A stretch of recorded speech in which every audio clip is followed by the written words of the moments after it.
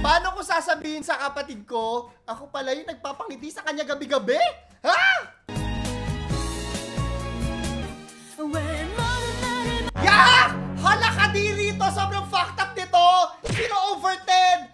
Kiss! Kapatid! Hindi ko kaya i-chat na ganyan yung kapatid ko, te!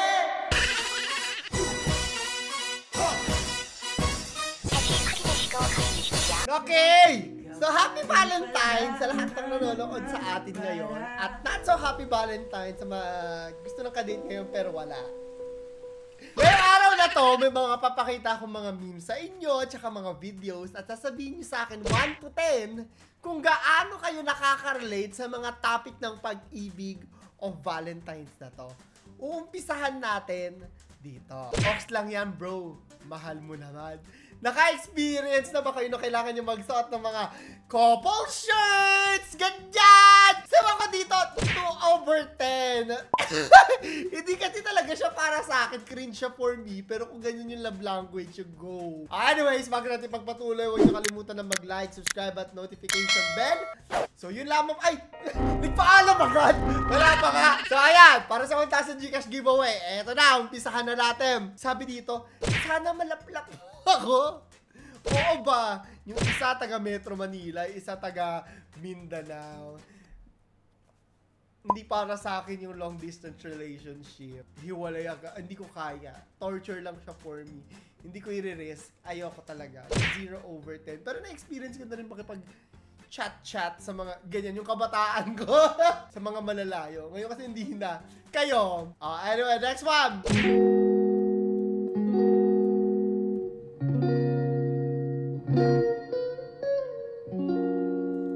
10 over 10. May mga araw na talaga na ang sarap-sarap lang magmahal. 10 over 10. Gusto mo lang kumpanya. Diba? Next! Nagka-jowa ka after being single for so long. Good morning, love. Kumain ka na? Kung hindi, ikaw kakainin ko.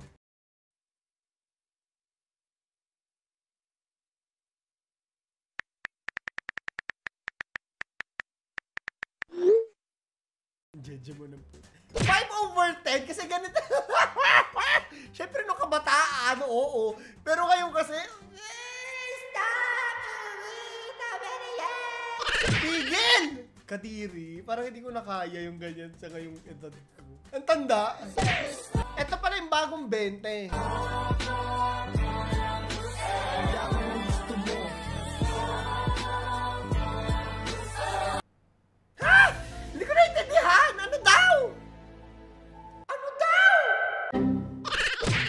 Surprise na si my agent sa akin. So let's go. That's your surprise, John? So don't please. Hey guys. Hello, my angel. I have a surprise for you. What's that? Close your eyes.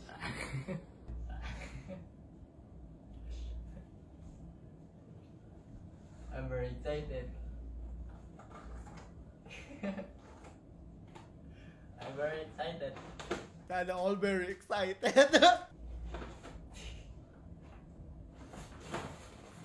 Tapos bigla siyang pinatay.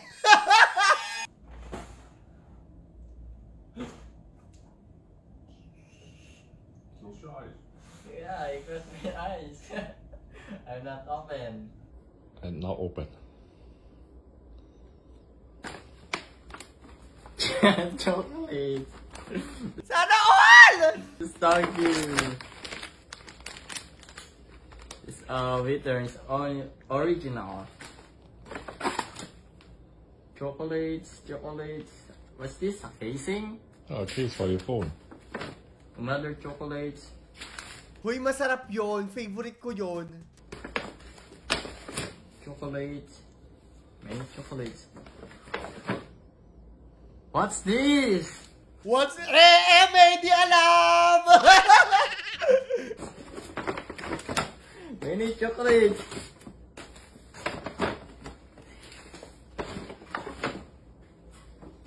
Oh my god. Chocolate Pro Max! Lady, what's this?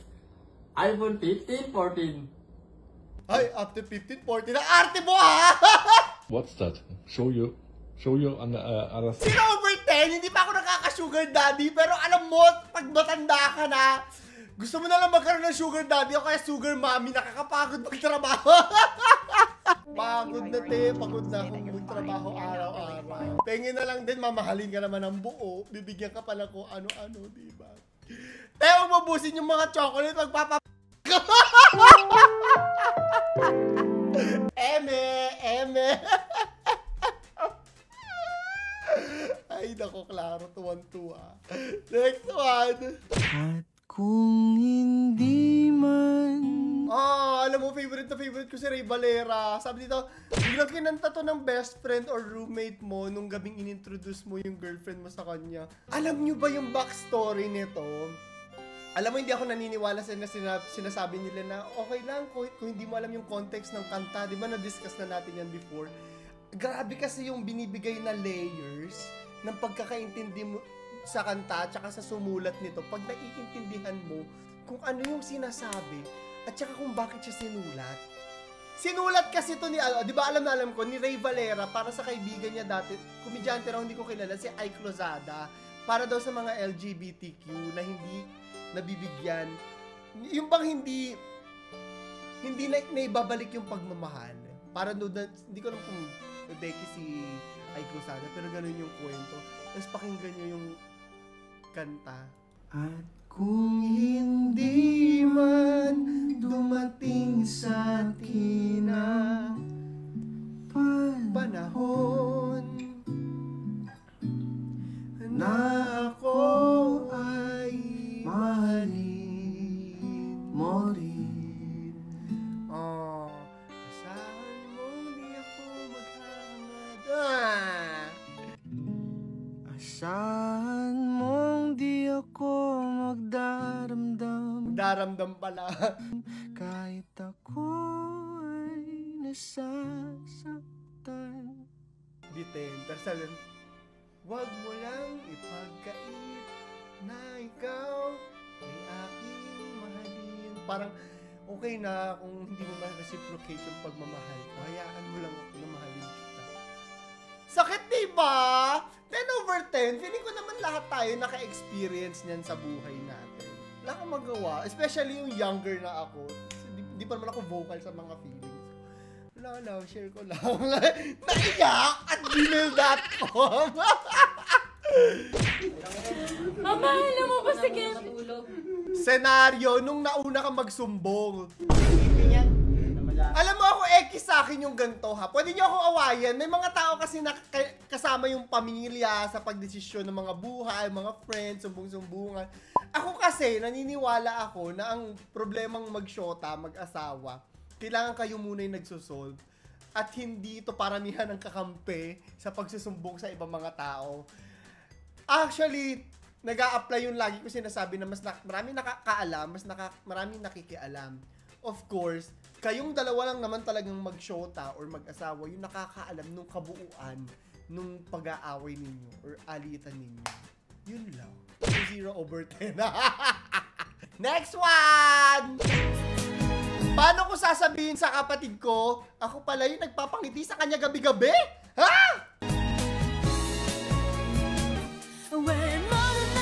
Yeah! Hala ka di rito! Sobrang fucked up nito! 0/10! Kiss! Kapatid! Hindi ko kaya i-chat ganyan yung kapatid ko, te!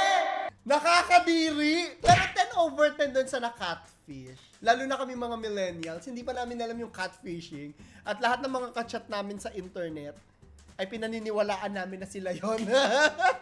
Sa amin galing yan mga catfish na ganyan Ewan ko kung mas matalino na yung mga generation ngayon. Pero parang meron pa rin. Example to si Kuya. 0/10 sa kapatid. Kadiri. 10/10 sa catfish. Yung mga ganyan Sobrang X no, paglalaroan mo yung emosyon ng isang tao.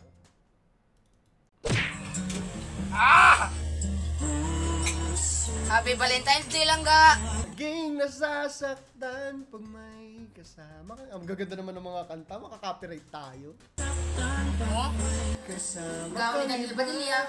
Pero dili ta chito. Yes, Daniel Padilla. Sunod. Kailangan na bukay mo. Parang 10/10. Siya, ang sarap din sa feeling na nagde-dress ka nicely para sa isang date, di ba? Nakakamiss din makipag-date. Next one. Parang ang hirap ng sitwasyon ni Zainab. Hindi siya makasayaw ng trending. Kasi disgusting ko. Ang dami niyong alam! Ang dami niyong alam! Ang dami niyong alam! Nanggigigil ako sa inyo! Yo. Oh, ito Valentine's Day idea daw.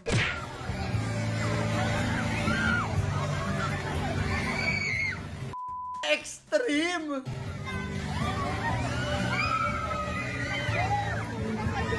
Hiwalayan agad yan unless nakikitrip din yung jowa niya. Parang ang arte magsalita ni Clara, sarap sampalin. Parang ang scary, no? Parang anytime matatanggal, kiss 0/10. Yayain mo na ako manood ng sine, mag-IMAX na lang tayo, kumain na lang tayo. Pero Ferris wheel talaga. Cannot be talaga si Claro dyan, te. Mag-aeroplano. First time ko mag-aeroplano next month. Natatakot agad ako, te. Ayoko talaga. Napakarami ko ng opportunities umalis ng bansa. Hindi ko pinupush dahil tukot ako sa aeroplano. Ngayon napilit na ako. Tingnan natin. O, last 2. Sa kotse na lang pala ako kakain. Tapos, ito raw yung kinakain nila, oh. Jollibee Hacks, Sundays plus spaghetti. Kiss! Parang kadir. Okay lang din, kasi magkakaroon ng tamis. Try natin. Isasakitan dyan, bahala na. Anyways, yun lang po video natin para sa araw na to. Tatanungin ko kayong lahat, ha? Ano ang ginawa nyo today? Busog ba ang puso? I-comment nyo sa ilalim. So, yun lamang po. Ito si Claro the Third. Nagpapaalam. I love you guys. Sana masaya ang Valentine's yung lahat. May syota o wala, mahalin ang sarili. Ito na lang tayo sa buwan ng pag-ibig!